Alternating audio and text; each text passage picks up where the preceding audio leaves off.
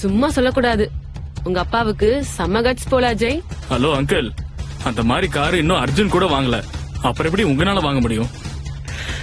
நீங்க எல்லாம் எங்கிட்ட காசு இல்லன்னு நினைச்சிட்டு இருக்கீங்களா? அப்பா, உங்களுக்கு பொய் சொல்ல அசிங்கமா இல்லையா?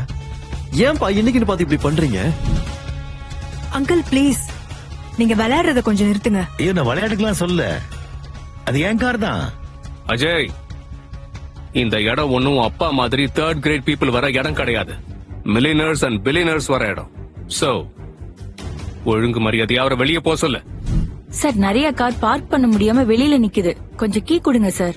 அது அந்த மெக்கானிக்கோட கார் தான், நீங்க அவர்கிட்ட சாவி வாங்கிக்கோங்க. சாரி மேம், அது எங்க கார் இல்ல, அப்பா தெரியாம சொல்லிட்டாரு. சாரி. ஆனா உங்க அப்பா தான் அவரோட காருன்னு சொல்றாரு, கண்டிப்பா சாவி வச்சிருப்பாருல, வாங்கி கூட அஜய். ஆமா அஜய், உங்க அப்பா உண்மையாவே பிக் ஷாட்டா இருந்து அந்த ஃபேன்சி காரை அவரே வாங்கியிருக்க போறாரு. நீ எதுக்கும் திரும்ப அவர்கிட்ட சாவி இருக்கான்னு கேட்டுப்பாரு. போதும், நிறுத்துங்க.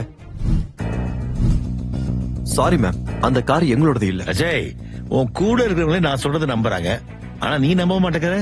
அப்பா, அவங்க ஒண்ணு உங்களை நம்பல, அவங்கள உங்களை வச்சு காமெடி பண்ணிட்டு இருக்காங்க. I don't think so. Ajay, ஆளை பார்த்து எடை போடக்கூடாது. உன் அப்பா உண்மையிலேயே அந்த ஃபேன்சி காரோட சாவியை கொடுத்தா என்ன பண்ணுவ? சொல்லு. Correct. What he says is perfectly right. Never judge a book by its cover. அத நான் சின்ன வயசுல உனக்கு சொல்லி கொடுத்து வளர்த்திருக்கேன், அதை நீ மறந்துட்டியா? சார், கீ கொடுங்க சார் ப்ளீஸ்.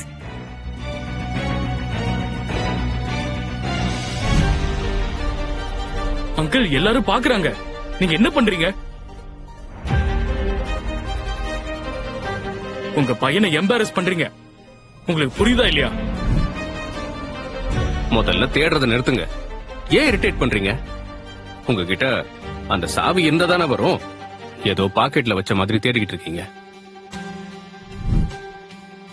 அஜய், ஒழுங்கா அவரை கூட்டிட்டு போயிடு, இல்லனா வர கோபத்துக்கு நான் என்ன பண்ணுவேன்னு எனக்கே தெரியாது. அப்பா ப்ளீஸ் வாங்க போலாம். Yeah, I found it.